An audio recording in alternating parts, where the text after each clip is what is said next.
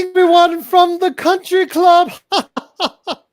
It is the Last Break podcast, any version of the best podcast for the Lakers that's out there, the Last Break. Greetings, everyone. I am Biff Bronson, along with my cohort today, the one, the only, the man who owns the synthetic lawn and apparati empire as Simblades with the Y.com.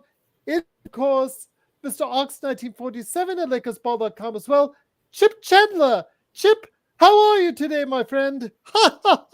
I'm not from the UK, but I'm enjoying a nice margarita.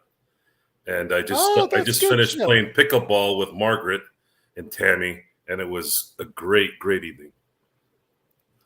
Good. I'm having some fine water right now myself. The best Evian water myself in my Wonder Woman glass right there. My Wonder Woman. Oh, everything's just so fine and dandy. Had a good round of tennis at the club. It's so great because I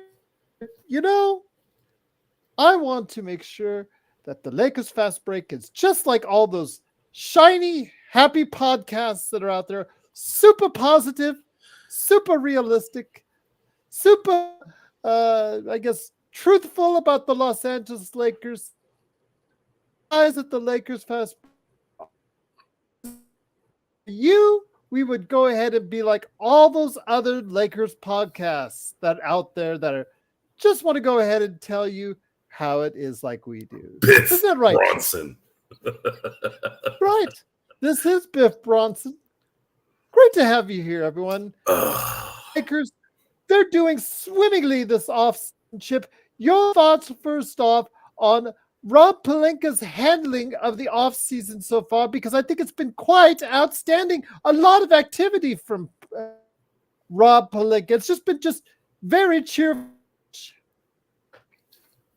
Yeah, I think Rob is doing a fantastic job. He has managed to do nothing and not mess up. See, if you're not doing anything, you can't mess up.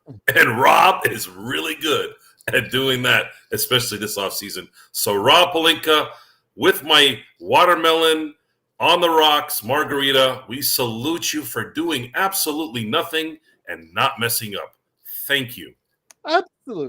Absolutely, because you've done such an outstanding job, Rob, especially the activity level, Chip, has just been so inspiring to watch. All the transactions that Chip, including the fine, outstanding. In fact, Yahoo even noted the outstanding signing of one Max Christie.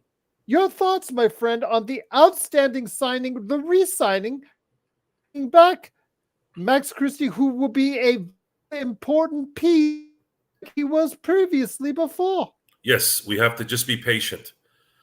I think Max Christie has a bright future ahead of him. And if we just allow him to continue to play and better himself, there is likely a performance that will be worthy of admiration. I see. Because, all the other Lakers podcasts say the greatest things about Max Christie and his potential that he has lived up to already, Chip. It's just been outstanding to watch. And on top of that, the Lakers secured, of course, their first 2 draft picks. Alton Connect, outstanding shooter, outstanding defender, outstanding player. Absolutely no problems there. But everybody wishes to talk about it because why not LeBron James? Are you still there, Gerald? I am here, Chip. Yeah, I am here. The voices keep coming in and out. Hey. I am here, Chip. I'm here. Good. The internet must be playing polo right now. I'm so sorry. But that's a pretty good one, Ellen. That's a pretty. Yes, I No, will. I don't hate. Hate is wrong.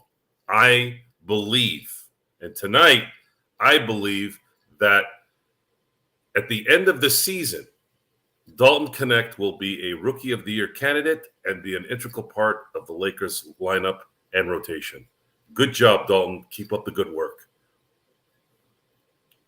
Good job indeed.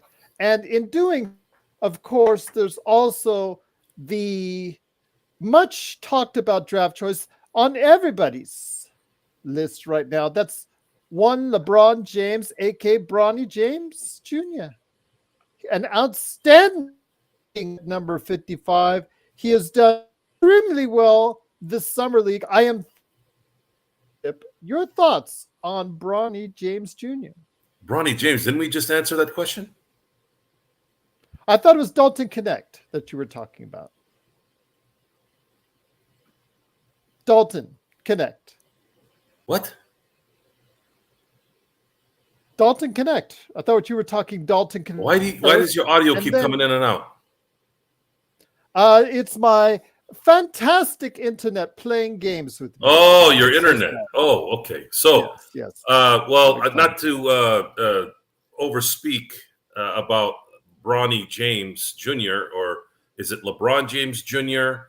What exactly is his real name? LeBron James Jr. Because my full name is Chipman Bartholomew Chandler. That's my full name, and I always wondered what his full name is. So let's just call him. Let's just call him LeBron James II. How about that? Does that work?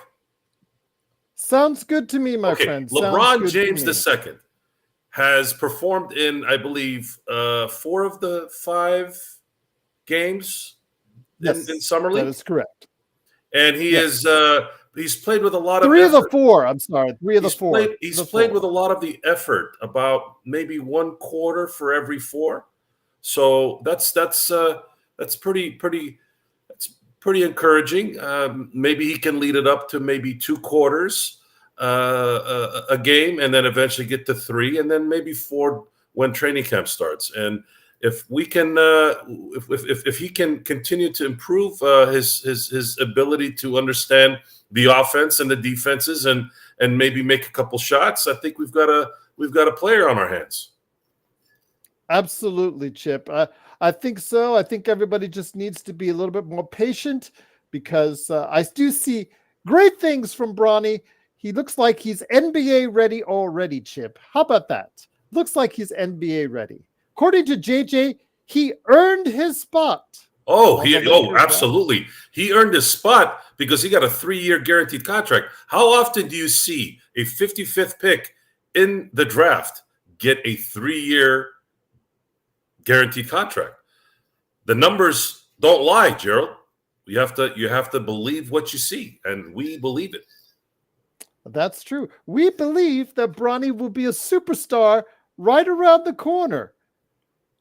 Maybe even possibly this year. Could he be an all-star this year, Joe? Oh, there's a very big possibility. I can't say that he will be, but there is a possibility.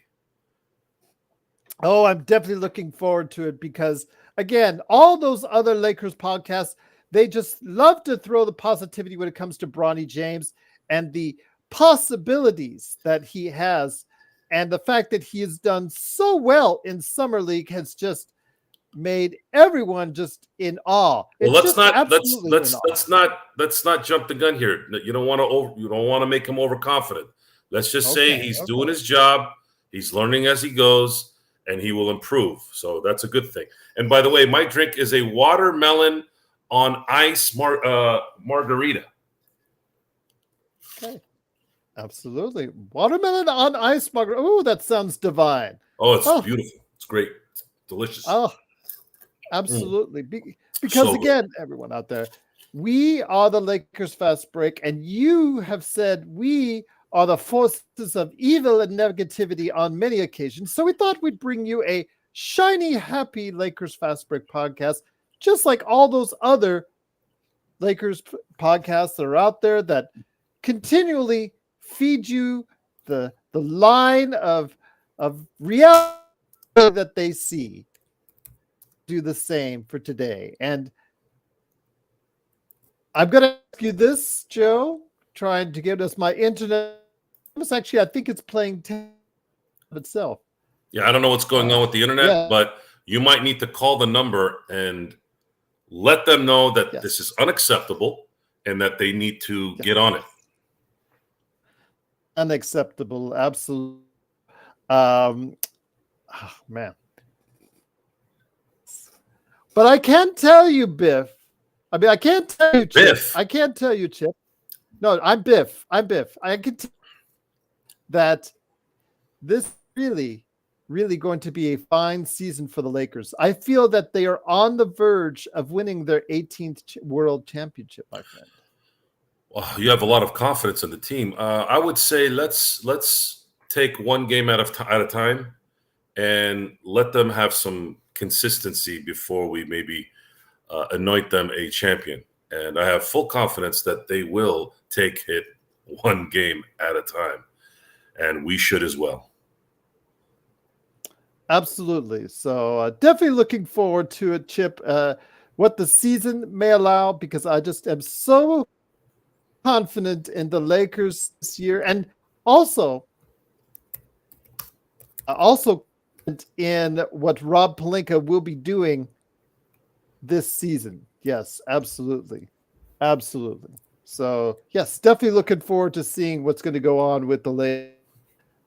Yes, Pale Fox himself says if the Lakers have a sniper out there, they'll win they might win the chip. Pale Fox says we might win if the Lakers have a sniper, they might win the chip. Oh boy,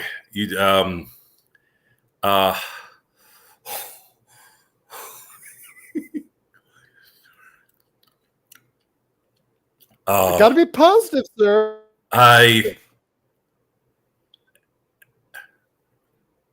You're right, Pale Fox.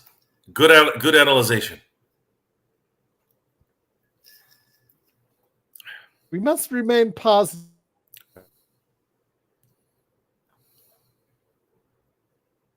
This is quite audio going in and out, indeed. Gerald. Yeah, this is just really, really, really annoying to me right now. But I would choose to stay positive. I will definitely choose to stay positive. As I have a list. I have a list. Things. I have a list of what needs to happen for the Lakers to win the championship. Are you guys ready? Everyone ready? Mm-hmm. Okay. So the Lakers have to not get injured next year. Everyone needs to play at least 75 games or more. 4 guys need to be hitting from 40% from the three-point line. Anthony Davis needs to win MVP. LeBron needs to make at least the second team All-NBA. And Dalton Connect wins Rookie of the Year. And then on top of that, J.J. Redick wins Coach of the Year. Of course. So that's all they need to do. If they do all those things, the Lakers will win it all. Absolutely. Express my optimism enough here on this show. Oh my gosh. It's been so exciting. I'm seeing what the offseason has brought us here, the summer league, and it's very, very exciting to happen.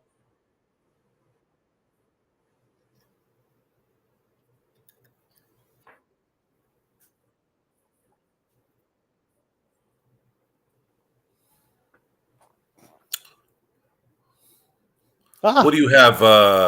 Do you still have 56K modem there, Gerald? You might want to upgrade. Yes. I'm going to try to do what I can here, Joe. That's a pretty good one. I can here, Chip. Trying to do what I can here, Chip. Is everyone getting the no audio from Gerald? That is correct, Joe. They are. Yes, Would you like to sign off and I've finished the show?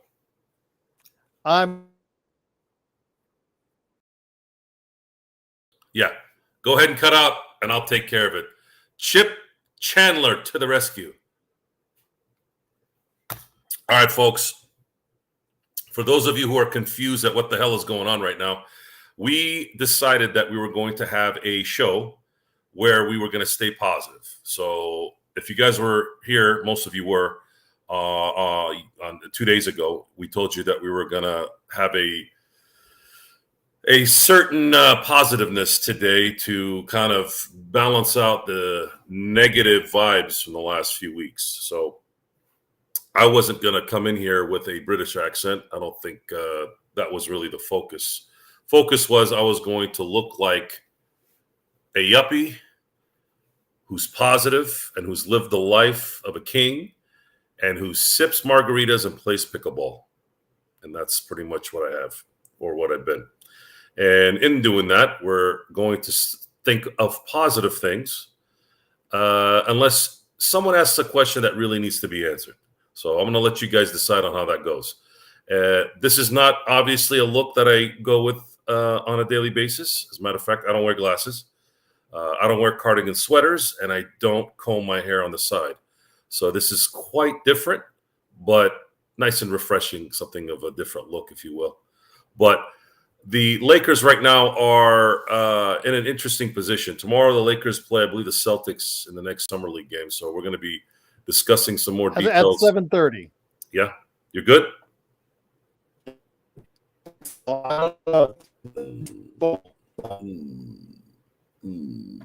Breaking up there, bud. Goes off again. Yeah, Alan said it best. Gerald, your internet is Dalton disconnect today. So that's pretty funny, Mark. Thank you. So you guys have seen the results. The matrix has been broken with all the positiveness, but we're going to stick with it. We're going to stick with the positiveness. We want to see how the graph looks. How does everyone react to the positiveness of what may come to the LA Lakers? So the LA Lakers right now are struggling a bit in Summer League, and they've got a few games here where they can maybe show something. And right now, the only player that's been showing anything has been Dalton Connect.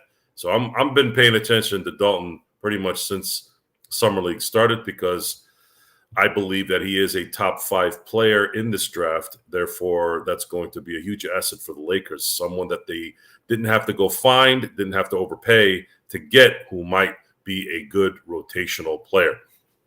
And as far as everything else, to stay in the positive mode, I think we've wrung that terry cloth with all its water out in terms of talking about LeBron James Jr. And we'll probably discuss more of that as games progress, because I think we've gotten to the point on what he's done in the first few Summer League games.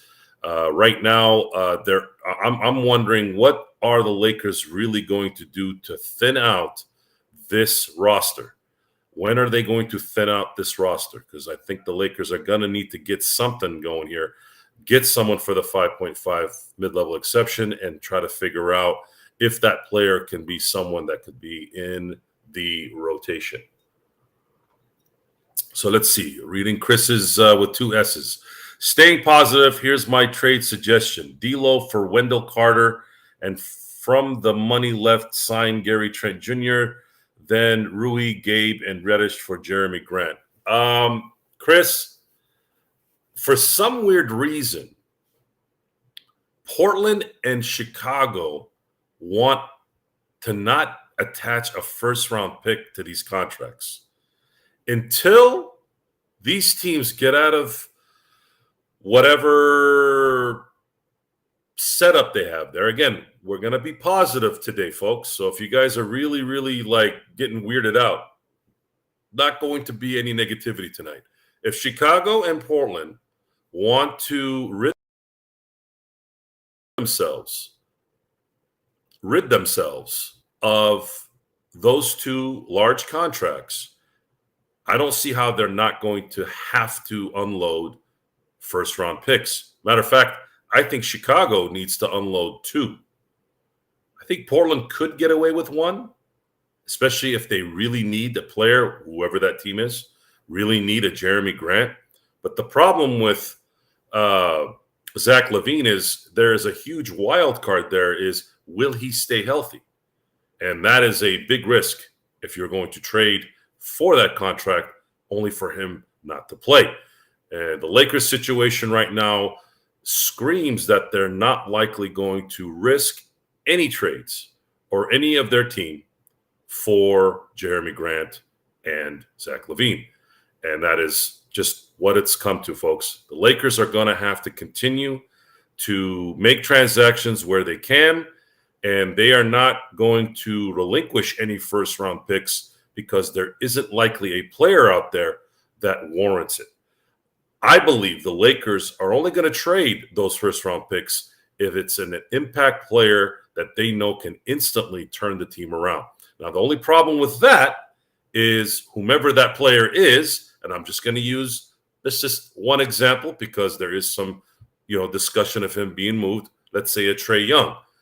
Trae Young would likely be that guy, not only because he can play, but because he's young and probably would play very well with Anthony Davis when LeBron leaves. The problem there is you're going to need a lot more than 2 first-round picks to get Trae Young, and there are teams out there that will give up more than 2 first-round picks for Trae Young.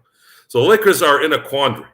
They are now going to have to rely on picking certain players with their exceptions, with their veteran minimums, and maybe small trades, and hope that J.J. Redick can enhance everyone's talent by setting up an offense, a defense, a philosophy, an attitude, or a personality that brings the team up from a year ago. And that's what we have to hang our hat on right now. If J.J. Redick can do that and at the same time teach young players on the team to get better with the confidence of the star players, then you know what? The Lakers might have a chance. The Lakers might have a chance as long as they stay healthy. And that is the same line that every team in the NBA, all 30 teams have to say year in and year out. If you're healthy, if you're healthy. The NBA player in a lot of ways, whether mentally or physically, have become they've become the Major League Baseball pitchers. You rarely see a Major League Baseball pitcher, especially an elite one, that will continuously be effective year in and year out for several years. It's more like they'll be good for 2-3 years, have a down year, have an okay year, then come back. A lot of damage on those shoulders and those elbows and those wrists and those hands. And the NBA player kind of has that overall on their physical situation. So we have to say, will they stay healthy? Will they last? Are they going to get tired? The NBA has created more stress with their teams, whereas there was a discussion about minimizing games. They've actually added games. Last year, the Lakers played 2 extra games before making the playoffs. And that's, in my book, not a good idea. It's not the players wanted less games, and your answer to that was, well, we're going to make you play more games. And the more you have this with the current collective bargaining agreement, you're now almost guaranteeing that these teams are going to flame out at the end because, or at least flame out in the sense of not being, I don't know, a 2 or 3 year champion. You're going to see a lot of one and dones, maybe one and done and then come back again and win. It's going to be very difficult. The NFL is like that. Winning back-to-back is very, very rare, although the Chiefs have done it here this last year. It was the first time that it had been done since 2003, 2004 when the Patriots did it. And then before then, it was the Cowboys in 1992 and in 1993. So it seems to happen every 10 to 20 years, maybe. We could probably say that, but 10. It used to be more I would say that the back-to-back thing in basketball and in football had a longer shelf life. In the 80s, the Lakers did it in 87 and 88. Then the Pistons did it in 89-90. Then the Bulls three-peated from 91 to 93, then three-peated again in 96 and 98. And in between that, the Rockets went back-to-back in 94, 95, and then fast forward to the three-peat Lakers, and then, of course, the Lakers in 09 and 10. And then after that, of course, we remember the Golden State Warriors in 17 and in 18. So right now, we're not looking at that being the norm anymore. I think you're going to see a lot of one-and-dones, and then, trying to combat and deal with the salaries when good players that aren't the stars are getting paid a lot of money, and then thinning out the depth. And baby Milo, yes, we are here to say that Bronny has a chance to be the GOAT. I said it, you like it, and I love it. So let's keep the positive going. Let's keep the positiveness going. Let's support these players. Let's really, really back them up. Give them a good pat on the back, and when they make a good play, stand up and tell them that you appreciate their effort. It is important to tell people that when they're doing something right, that they're doing it well. And when they're not doing it well, we must encourage them to do it well. And if they can't do it even then you bring them off the court, sit them down, and make sure that they're feeling okay. We don't want them to have any hurt feelings. We don't want them to feel not confident. We want them to be happy and comfortable, because that's what it's all about. Right, guys? Yes. Thank you very much. I have now finished my margarita. And this was a good one. And if you all have any questions are always good on a solo show like this, because we want you to interact, because I'm about supporting the show with the fans, with our compatriots here, and we want to make sure everybody has their questions answered and their needs fulfilled. So, folks, if you have any questions, but we want to stay positive, we don't want to be negative, what questions do you have? What are the answers you're looking for that we haven't addressed? Because I feel like in the last few weeks, we've addressed a lot of detail, and I want to see if we can get original here and make sure that we answer certain questions. Oh boy, John, I wasn't expecting that. The Mets are, I believe the Mets, I wouldn't say they're like the Anaheim Angels, but because Artie Moreno of the Anaheim Angels, Artie Moreno, for those of you who don't know who he is, he's the owner of Anaheim Angels.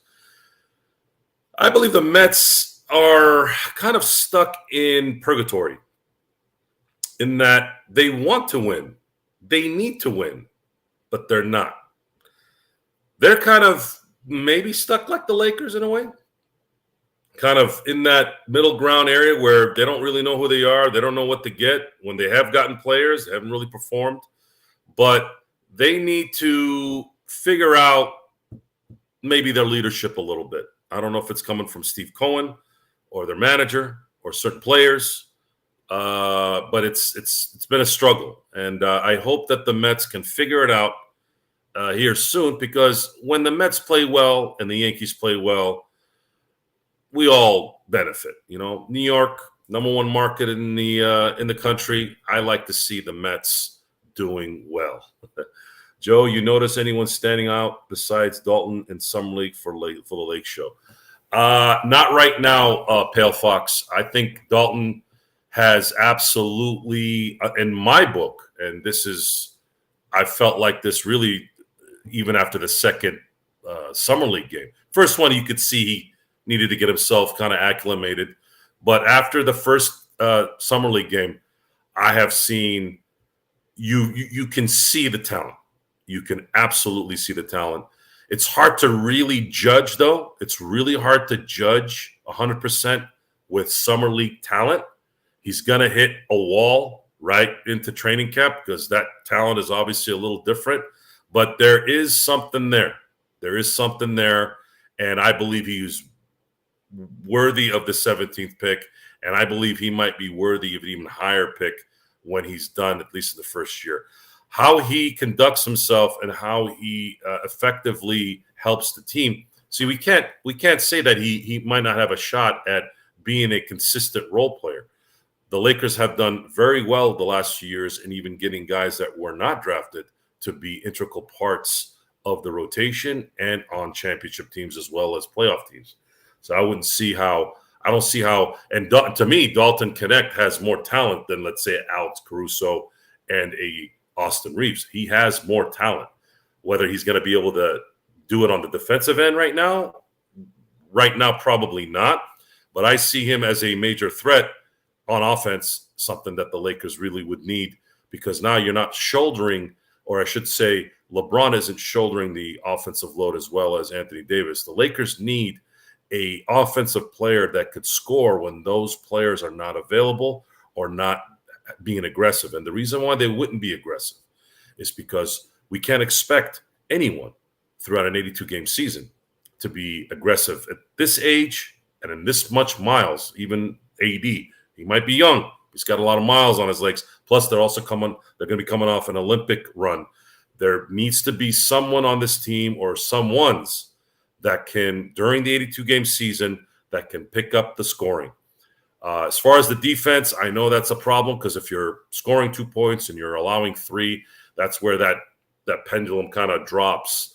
But where I'm holding my hopes in that JJ Redick, who has been dubbed a genius by Austin Reeves, can create enough court balance and enough enthusiasm and put his players in positions where they can succeed, where maybe the former coach, Darvin Ham, couldn't.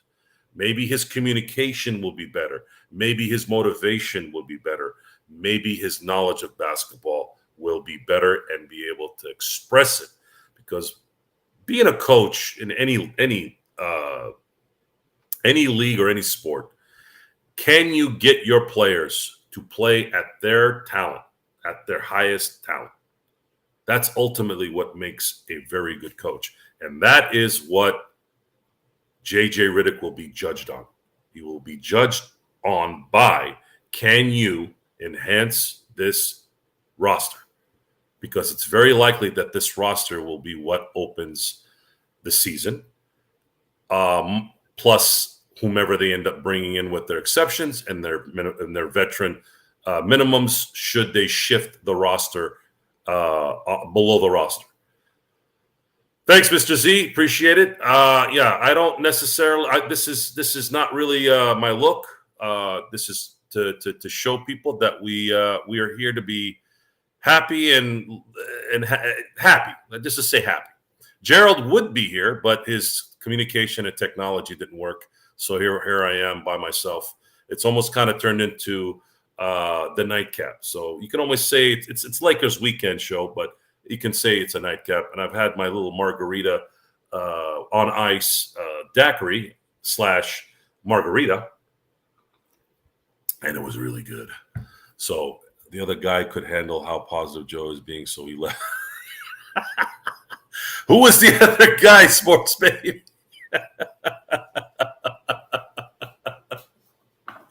See, guys, you got to understand.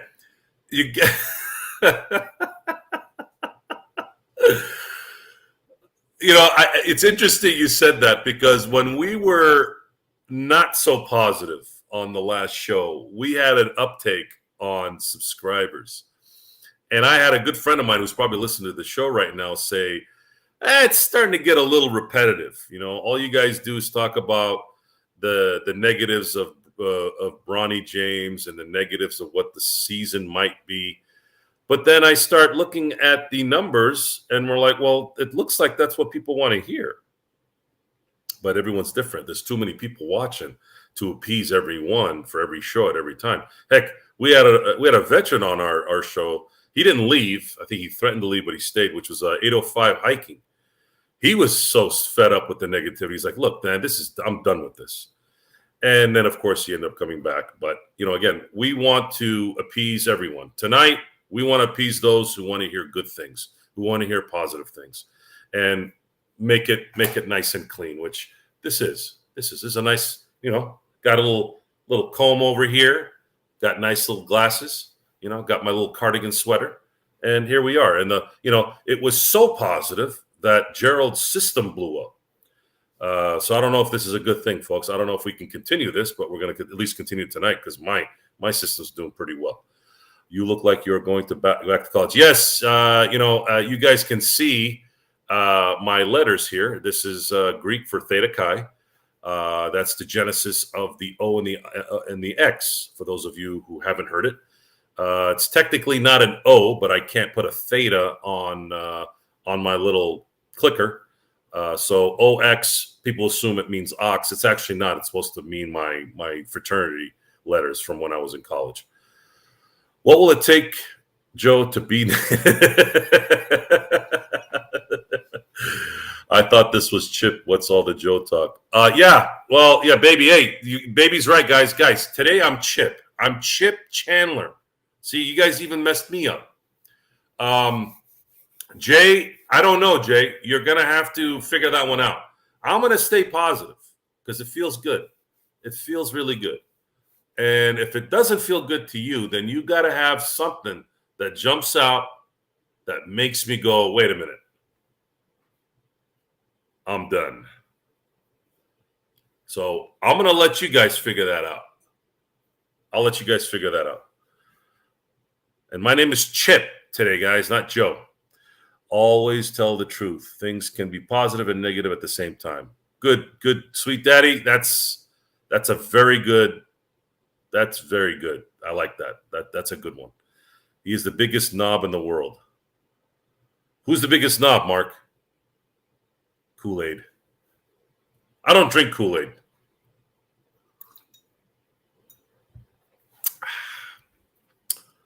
There is a sport journal in Australia called Chip Legrand. Oh, is that who you're calling a knob, Mark? So who is Chip Legrand? I never heard of that guy. Is he like the Colin Cowherd of the Aussies? Anyone?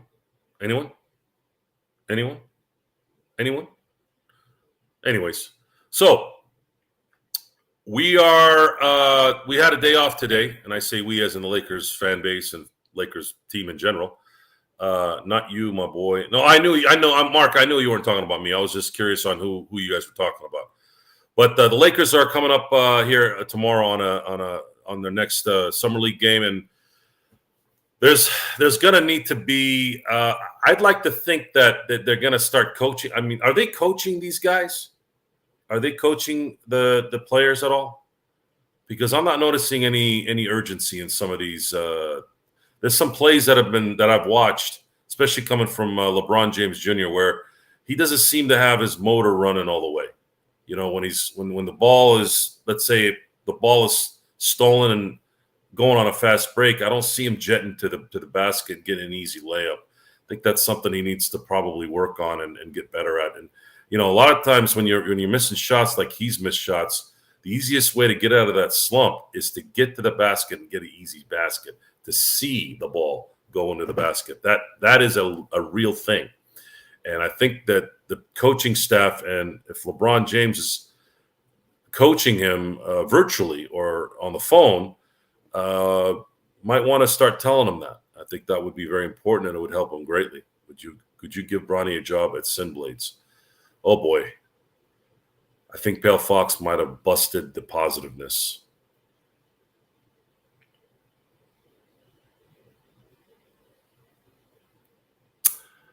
I'm going to take the 5th on that one, Pale. I'm going to take the 5th on that one. But I will say a little bit. To hire anyone to my business would take extraordinary ability. Now, the ability isn't something that it's not like playing in the NBA. That's a whole different. There's only approximately 450 to 500 players that play in the NBA in a given year. I want you to figure that, really work those numbers. How many people live on this planet? 8 billion? Only 450 to 500 in the entire world play in the NBA. But working for Sin Blades, you know, there should be more people out there that could do that job. But I haven't found them, which is why I work alone. I work alone with help of other people who have their own businesses, which I would recommend that, folks. You want to team up with people who are like-minded like you, entrepreneur-like, if you're a business owner and are an entrepreneur, whom have their own gig, whom you can collaborate with. Because what happens there is if things don't go well, or philosophies change, or someone feels like maybe this isn't for them, or they're tired of doing what they're doing, it's an easy separation. No one owns anything on your side. You don't own anything on their side. Therefore, they can go and sell their business or transfer it over to somebody else in their family or friends, or just get out of the business in general, and it doesn't affect your business. So that's a little bit of kind of like a offset answer to that question, Pale Fox. It's very hard for anyone to work with us, and I say us as in my collaborators, because there's a certain mindset that needs to be there. And there's a certain energy you have to have. And if you don't have that energy, you're not going to last. If you're only doing it for the money and not really seeing the big picture, I don't have any patience for those who don't create results right away. This business is about results. This business is about, I got to feed the kids of those who work for us. So if they're not working every day, their kids aren't eating. And that is important. And if you're going to come on board and say, oh, well, I'm going to need 6 months to get ready for something that I don't believe will take 6 months, then you're not likely going to last. Joe, you being dressed like that, I want to be employed. I'll tell you what, sports baby, if I, God willing, end up international, I promise you there will be opportunities. Chip, you being dressed like that, I wouldn't want to be employed by some. I could play this, guys. I can play the nice guy. Believe me, I could do it. And because I am a nice guy. I really am. I am not a guy that sits and wants to get angry. I really am not. I am the firecracker. It's lit, it's burnt, shoots in the air, and then it's gone. As long as there isn't a hand in the way where that gets busted, or a face, we're good. We're good. Yeah, I'm a pretty positive person in real life. It's when I'm assessing situations is where things might kind of skew a little bit, but that's because I unfortunately am not involved in any of that. I'm a spectator. And you know, to stay within the positiveness of that, the results have said what they've said here the last few years with the Lakers, and we're here to assess how we're going to get out of that rut. And by getting out of that rut, this is going to need to be next level stuff, which is you're going to have to go back on defense. You're going to have to understand passing lanes. You're going to have to understand boxing out. You're going to have to understand positioning. You're going to have to really, really pay attention at the gaps and the lanes on pick and rolls. These are the little things. This is the fundamentals of basketball. And if the coach can't teach you this, or at least get you in those spots, and you're a veteran too who should know a lot of this too, but you still need to be coached, well, then you're going to struggle. And if you're not talented enough to box out or get into the correct position, then it's going to be a problem either way. Now, I don't believe that. Looking at it from a positive perspective, I'd like to think anyone who's 6'5" to 6'7" to 6'8", I believe they can box out at any time with anyone. It's simple positioning. And if you don't do that, then you're not putting enough effort to doing that. And when you do that, I'm not expecting Dennis Rodman rebounding numbers. But when you do the fundamentals, when you do box out, you do allow your team the best advantage. And if it's not you who's getting the rebound, maybe the other person who's boxed out that's next to you, maybe they get the ball, and vice versa. So that's how you got to look at it. Every little step, every little tendency, every fundamental move means that you are putting yourself in a position where your team is going to have the advantage. And that's what I'm going to be looking at with JJ Redick. JJ Redick needs to teach this team an identity. Are you going to be fundamentally sound? Are you going to be a team that shoots well? Are you going to be a team that's going to dominate on the run in the half court? Are you going to set up Anthony Davis in the best positions possible? Are you going to be able, as a guard or as a forward, to get the ball to Anthony Davis in the right spots? Is LeBron James going to be able to get to the basket with ease? More ease, I should say. That would help, so he doesn't have to bully his way to the basket. Because there's no argument that the LeBron drive might be as potent as any shot in NBA history. Kareem hook shot, Michael Jordan's mid-range shot. It is as reliable and dependable, even this late in his career, as any of those shots. And he's Hoochie Mama dancing downtown. Who's that? What? It's like Carlton. So Empire Jeff, you call me Carlton Banks, and Clark Kent had a baby. Whoa, that's an interesting one. I would have never thought that. Joe needs to be sipping a martini. Well, hey, DJ, I had a margarita. Because I just got done playing pickleball. And the what is it? I call it the Arco or the AMPM ice. Man, that stuff melts quick. No, it's good. I had a nice margarita. By the way, for those of you who haven't played pickleball, I highly recommend it. Now, it's basically in between ping pong and tennis. And pickleball's become the craze of the country because it's a little easier on the body, especially for the old timers. And of course, those who want to stay active and have fun, it's got all those things as well. I'm more of a contact sport type of guy, so I still like to play some basketball. I still play golf. Although golf isn't really contact. Well, it's a contact. It's not a collision sport, but I like to kind of feel like I can still move things around. After Mrs. Soro sees how Chip is dressed, she will take out those.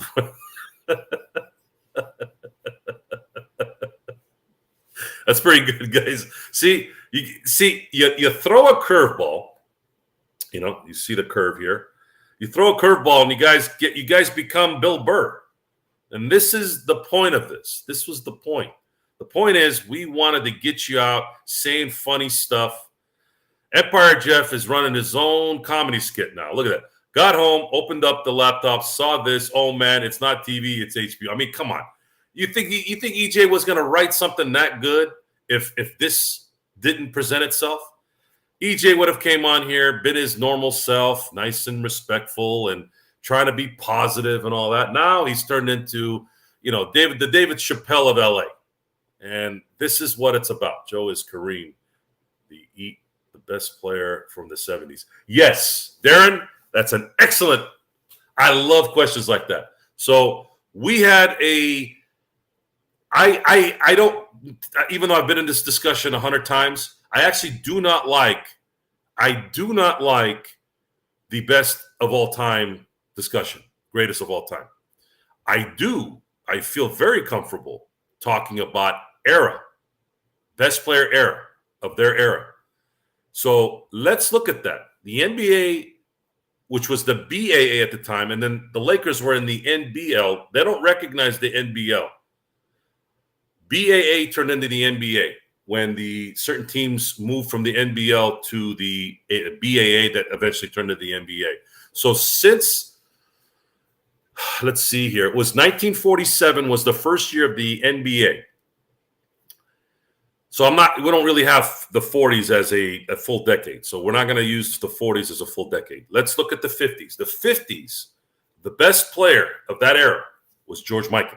And I don't think anybody will argue that. The 60s, if you have to pick one, you're probably going to go Bill Russell. But I always say Wilt and Bill Russell because Bill Russell was just too unreal statistically and individually at that time. And there are some decades where you are going to have two, and I think that was one of them. So Wilt and Bill Russell. You have an argument for either or. I wouldn't argue against it, but I'm saying Wilt and Bill were the 60s guys. 70. Some might throw in Dr. J in there, but I think Kareem Abdul-Jabbar was better than Dr. J. So Kareem Abdul-Jabbar was the player of the 70s. He won most of his MVPs that year. He led the Milwaukee Bucks to a championship in just his third year. And by the way, that Milwaukee Bucks franchise was its third year. That was actually its third year. Like, he came to an expansion Milwaukee Bucks team and won a championship in 1971, won Finals MVP with the team only existing 3 years. So that's a pretty amazing feat. So Kareem Abdul-Jabbar, absolutely number one for the 70s era. 1980s. I mean, I don't think anybody's going to argue this. Larry Bird and Magic Johnson. You can pick one or the other, but to me, Magic and Bird. Magic and Bird have been anointed that the saviors of the NBA, and there's a lot of truth to that.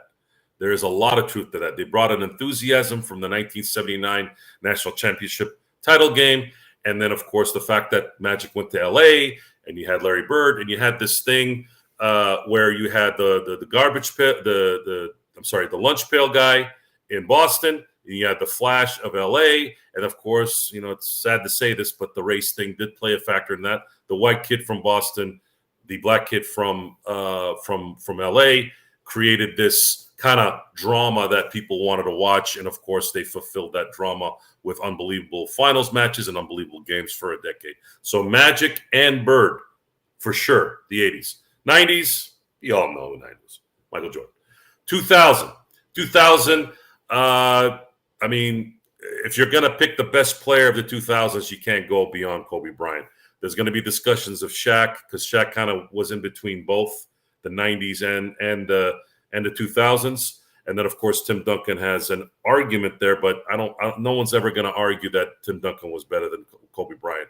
So Kobe Bryant is, in my view, the best basketball player of the 2000s. 2010s, I don't think it's an argument there either. I know Steph Curry is amazing. I know he had a dynasty, but LeBron James is a better basketball player than Steph Curry. LeBron James is the best player of the 2010s. Now, 2020s is going to be a very interesting decade of who might be the best. I don't know. I actually don't know. Right now, it's looking like Jokic.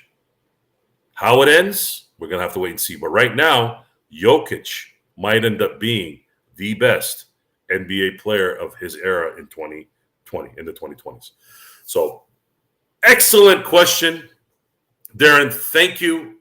In a lot of ways, I like to give the history lesson a little bit of things so that people can learn. It's a positive question. It's a good question. It's a good discussion starter. If any of you guys have different ideas or different, just give us a buzz. I'm open to hear it. But I think my assessment on that really, really would make sense either way. Even if you don't agree with it, I think it makes sense in the end.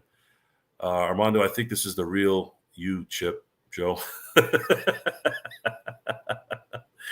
Are you guys getting a sense that this might be the real me? I don't know if that's a good thing. We'll have to wait and see. Gerald, are you still looking for your glasses? Where is Gerald, by the way? Is he not in the chat? No, Gerald's communication was bugging out, so he had to bug out. How badly will the Celtics beat the Lakers, Chip? I don't think that's the issue, baby, Milo. I don't think that's the issue. The Lakers beat the Celtics last year. I know it's a regular season game, but they beat the Celtics in Boston without LeBron and AD. They wouldn't have beaten them in the finals this year unless LeBron and AD went 2020 on them. But I'm also not going to say that Boston's going to win again either. I am going to have to see how that plays out. It's very difficult to win back-to-back championships in this particular era right now. And until I see it, I'm going to assume that there's probably going to be a new champion next year, whether it's the Lakers, whether it's the Sixers, whether it's the Oklahoma City Thunder, the Timberwolves. That's going to be a discussion that we're going to be talking about all year, and we'll probably get a better idea as the year ends. No, it's University Joe when he was in the fraternity. Oh, wow. Well, Darren, that's a good one. That's a good one. Although I didn't really join a fraternity that was kind of Phi Beta Kappa. I joined the fraternity that was more rogue fraternity. I'm on the line with T-Mobile. They're admitting guilt and giving me my money back. Oh, so that's a positive. See, it's a positive Sunday for Biff. What was your last name, Biff? Bolton? Bronson. Biff Bronson should never have switched from hardline cable. Oh, come on, Biff. You should have known that. What were you thinking? T-Mobile. You know what T-Mobile has done? I just switched over to T-Mobile because T-Mobile is the only service I can go outside my driveway and get service. Verizon, AT&T, just no signal. T-Mobile is only one where I can actually go on my driveway and actually still have a signal. The only problem is they start giving you all these free things like free Netflix and all that. And you know what they've done since I've signed up with them? They've taken my Netflix from regular Netflix to ad Netflix to now they've capped movies that we want to watch on Netflix. This is just unacceptable.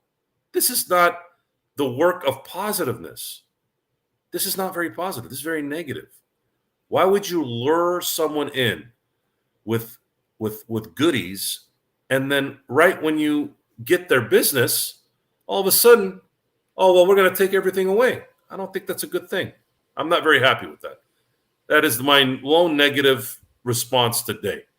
I am not happy with T-Mobile, and I will be giving them a call to see if they can resurrect my Netflix. Thank you very much, folks. So, where are we? You know what? I got to look at Starlink. I've been hearing a lot of things about Starlink, Pale Fox. Thank you for mentioning that. I am going to look into that. I've heard some good things and some bad things. The bad things is I don't know anything about it. That's the bad part. The good things is it works, if it works, or if it's in the right place. I still having trouble, but if I power off, you will lose Chip to end the stream. Yeah, we don't want to do that, Biff. Right now, we're coming up on the last few minutes of the show, and we've had some really good discussions. We've been very, very clear on what the Lakers are going to need to do here in 2024, 2025, as well as giving a little bit of a history synopsis, if you will, on certain, past, current, and future NBA details. Cox is the best, but most expensive. Expensive when it works is not expensive. It means that's the best way to go. How can they cap a movie? Jesus. How can they cap a movie? What they did was, so I just learned this today, by the way. I didn't even know this.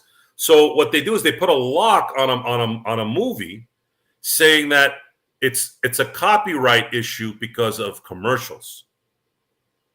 Because they've given us a commercial subscription, which they downgraded, by the way, before I didn't even know they were going to do that. They never told me they were going to do that. Then they don't allow you to watch the movie due to copyright issues. So they make you upgrade, and then there's no need for the ads in that movie. Therefore, it's not going to be a copyright issue. It is the biggest scam I've heard in this last week. I mean, it's a scam and a half. Somebody actually sat down and concocted all this. And anyone who falls for it needs to be much smarter than that. They need to call and say, cancel my Netflix because you are taking advantage now. Look, Netflix, if you want to charge more money, just do it. Enough of the tomfoolery, okay? Enough of, well, this one will have ads. This one will have a martini. This one will have a margarita. Just make it a 3-tier setup. You want ads? It's $9. You don't want ads? It's $20. You want super HD, 4K, 12K, whatever, $40. Just Do it. Don't turn into the NBA, CBA. Don't turn into the apron 1 and apron 2, and soon there'll probably be an apron 3 and 4. Just make it a hard cap at this point. Save us all the headache. All the stuff that we have to do with these trades and what we can do and what we can't do. Why would you put yourself in this position? And that's what all these subscriptions have done. It used to be, hey, you pick cable or satellite. Now, especially with sports, now you got to go and sit. Oh, I'm going to watch the Peacock. I'm going to go watch Netflix. I got to go subscribe to Peacock, Netflix, NBC Sports. Now I got to go download Hulu. Then I got to go download this. Then I got to go download that to go watch all these games. Then I got to go to Amazon Prime. I mean, God, guys, come on. Really? Is this what it came to? At least if you're going to team up with somebody's sports leagues, can you stick to one? Can you incorporate all these networks into one? See, I can do that most of the time because I have satellite. So if they've got a game on CBS, Fox, NBC, ESPN, ABC, right? I can go on, turn on my satellite, my DirecTV, and then just go to the channels instead of having to go through 5 to 6 different apps. I don't see the point of that. It's almost like the electric car now. I go to the gas station. It takes me 3 minutes to fill up my vehicle. Behind me, there was a charge station the other day, and I saw 8 Teslas. I had a guy who was sitting on a hammock. I don't got time for that stuff. That's not very positive. That's not positive at all. I don't have time to wait. You've created a lifestyle where we have to get to the gas station, fill up in 2 to 3 minutes, and then leave. Now you're telling me, well, we need to get electric cars so that you can sit there for 45 minutes. No. You got to do better. Do better, everyone. Don't do bad. Don't do less better. You're supposed to progress in life. And that's my button on tonight's show, folks. I want to thank you all for being here on this positive evening. I'm sorry, Gerald/Biff Bronson. Biff Bronson will return, and Chip Chandler will return. But for tonight, I want to thank you all for being here. Listen to the show. If you have any questions, please email us at LakersFastBreak@yahoo.com. If you want to reach Chip Chandler, a.k.a. Joe Soro, a.k.a. Ox1947, a.k.a. Sinblades, you'll want to hit me up on X at Joe Soro LFB, or you can hit me up on Instagram with Sinblades_turf, or you can reach me at Facebook, on my Facebook, as Johnny Blade with the Punisher logo. And until next time, folks, if you have anything else, just any positive, positive tonight, for sure. If there's anything else, let us know. And until next time, we'll see you next time.